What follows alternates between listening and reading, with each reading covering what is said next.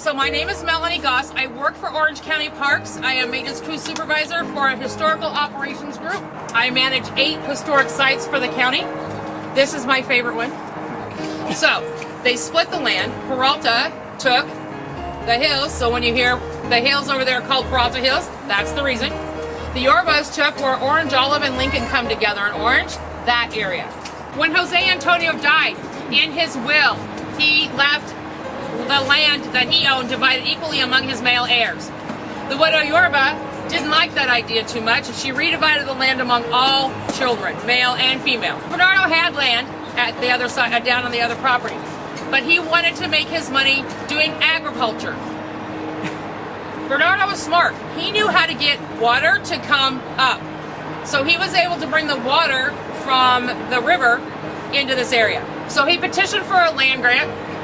He received 13,323 acres on this side of the river. Bernardo hired the Native Americans that lived here in the area to help build and help to run his hacienda. His hacienda was 50 rooms. It was made all of adobe brick. Bernardo's hacienda was one of the grandest in all of California. He had the first schoolroom, the first church room, and the first jail in this area. The reason he had to have 50 rooms, he had 21 children. He employed over 100 people on his rancho. He was fully self-contained. The ships only came to San Pedro once every 4 months. And being out here where there's nothing, you had to do something. In 1858, Bernardo decided that they needed to have an actual church built instead of the room because now his community is growing. And he brings everybody together and he said, I'll be willing to donate the lands if you guys can help out with anything. It could be a nickel, it could be a penny, it could be $1, whatever you can afford. Do you agree to that? And they said yes. There was no cemetery here. This land was a horse corral at that time. Everyone agreed. So before it could happen, Bernardo passed away. In his will, he left all monies and land necessary to build a church, a priest's house and garden, and the cemetery. But because he was Catholic, he could not be buried in his horse corral. That wasn't happening. It had not been blessed yet by the priests. So the Native Americans, who by the way loved him very much, he was one of the only people who paid his workers in cash, and he taught them a skill. So they all had skills. He would they carried his body relay style all the way to Los Angeles. Vandalism is the act of destroying or defacing property. So, see this headstone right here? This is not what it looked like when they started out. Somebody knocked it over and broke it. Half of it got thrown away by whoever. This is what's left. When we first started at the cemetery, this headstone, or partial piece of headstone right here, was in the garden at George Key Ranch. They had taken it out of here because it was thrown somewhere and they didn't know where it went. My mom found a photo of it when it was whole. We recognized it by the writing that's still left on it. It used to be a tablet about this tall. Came like this. She saw that it had been put between these two enclosures right here. We brought it back out to the cemetery and we put it here. I don't know where it's crossing it, but every single headstone, you guys, except for Bernardo's, has been knocked over at least once in the cemetery. Every one of them. There used to be wooden headstones. Wooden headstones don't last. Obviously, in California, there's too much heat and other things. 435 people we know are buried here. There's 100 headstones left. Where you see a white cross, it's where we have identified a burial. People get white crosses when we know who they are, where they're buried. Okay? We're in process right now of getting new ones. We're going to put brass plaques on them to identify each person. We feel like everybody's important. We want people to know who's buried somewhere. Okay, we would love to put them for everybody. We're working on it. 8 or 10 years ago, this pipe cross right here is the one that somebody stole it. What? A Grijalva descendant made a replica, and that's why we have the pipe cross now. We do know who's buried here. It's Petra Encinas. The reason we know is because the original pipe cross had a note tucked inside one of the ends of the pipe. Somebody discovered that it was loose, took it off, found the paper in there, ta-da, now we know who's buried there.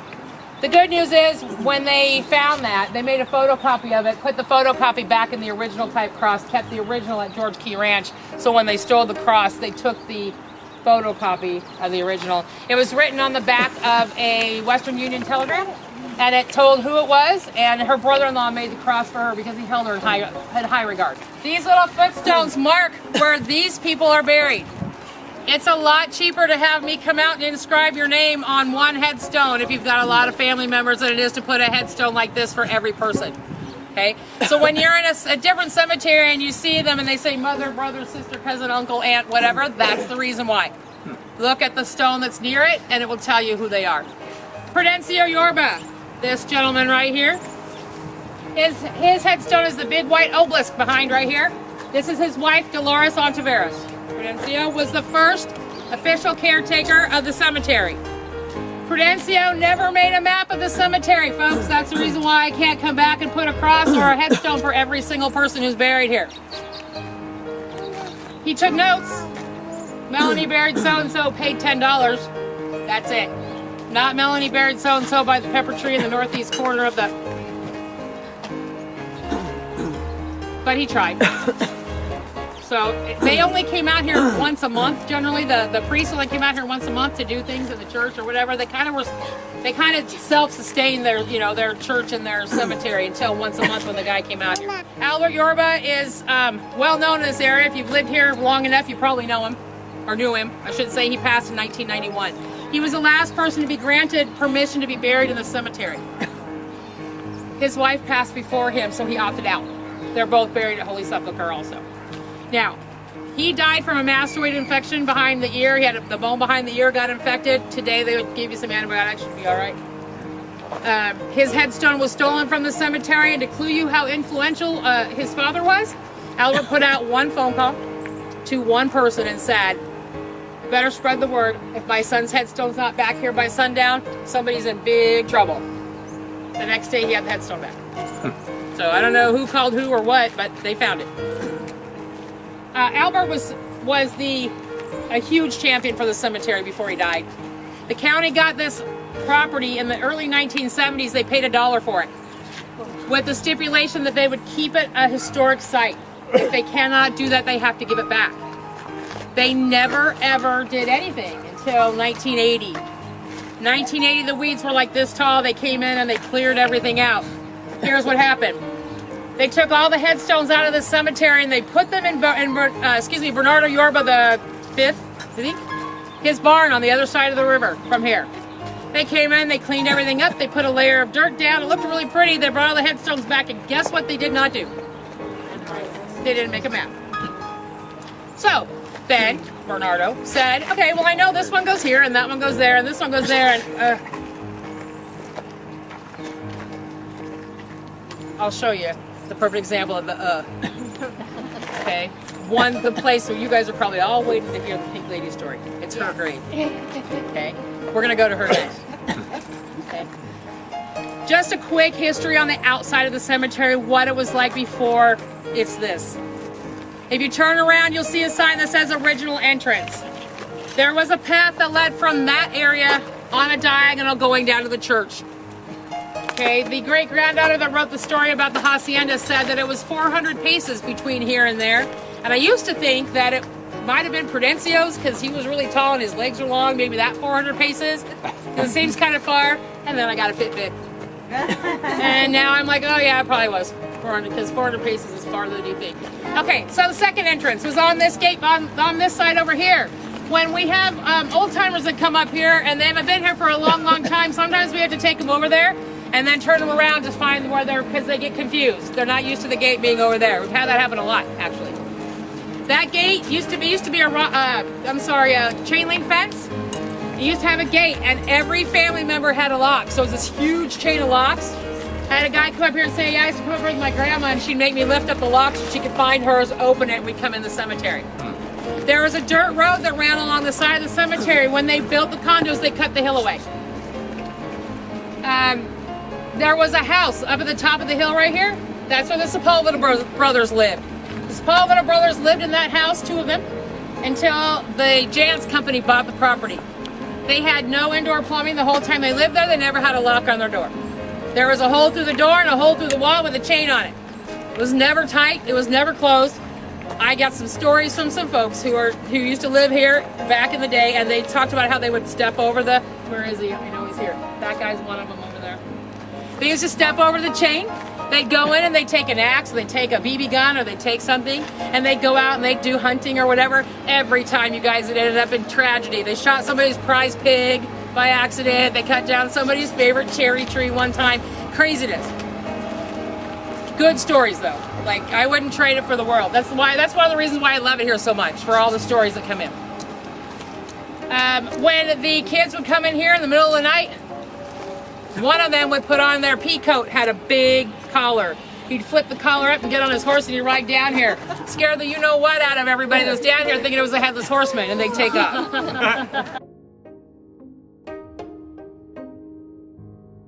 The Pink Lady story goes like this. A young lady wearing a pink dress goes to a dance. On her way back from the dance, she's in a buggy coming down Kellogg Road. She gets jostled out of the buggy, she falls and she hits her head, and she dies. They bring her to the Yorba Cemetery and they bury her here, and on the 15th of June, every even-numbered year, yes, this is an even-numbered year, and yes, people come on odd-numbered years, she floats across the cemetery and she checks on her family. You know why? I'll tell you the reason. I'm going to burst everybody's bubble. I'm really sorry for this. Ready? The story was made up by a librarian in the 1960s. She worked at the Yorba Linda Library, and she had kids coming to the library for story time at Halloween. She took a bunch of the, like La Llorona and some other things. I'm sure she was way spookier than I am. She told the story. The kids went home, and they told two friends, and they told two friends, and here we are. You can find the Pink Lady online in a bunch of places. I've discovered 5 different names. One of those names was a man. Just saying. This fine young woman, Alvina de los Reyes, with her husband Frank on their wedding day, clearly. Sorry, it's a bad picture, but it's kind of good for this, considering the fact she's a Pink Lady, right?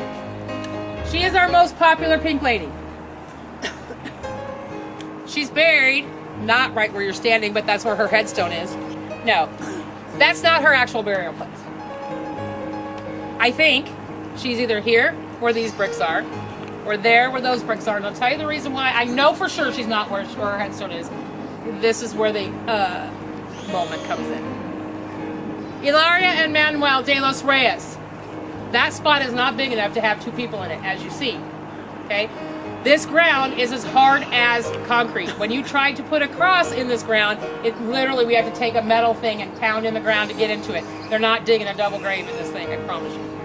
We have pictures, you can see them at the front, of a headstone that used to be right here by this oleander bush, which is white, not pink, by the way. It was a big tablet like this. It's the only wooden headstone, actually, that we have left that we know of. It's at the Ramon Peralta Adobe on display. Had a big cross on the top of it. It had a wooden structure around the plot. Ilaria was buried there.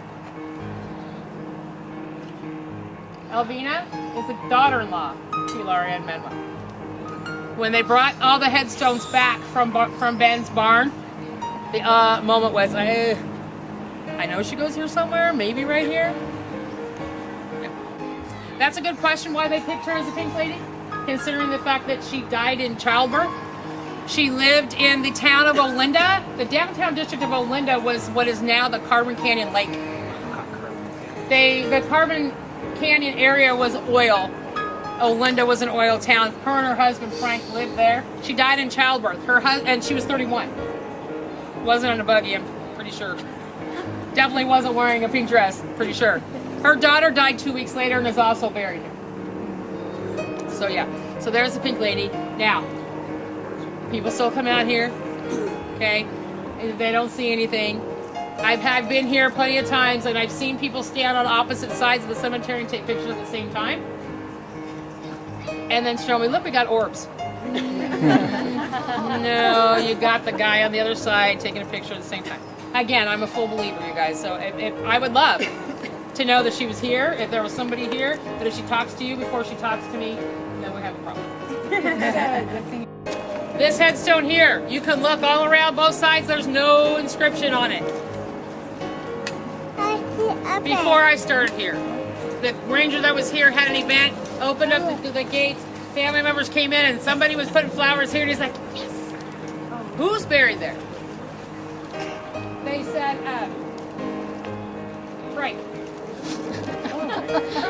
Okay, great. What's Frank Apolotegui? Well, we know now. And they're like, okay, well, why is Frank's name not on his headstone? Their answer? We know who's buried here.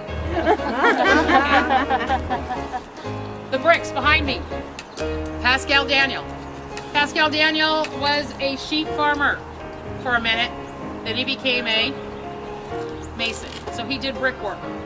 Okay? That's why he gets the fancy thing. And by the way, his descendants, still masons.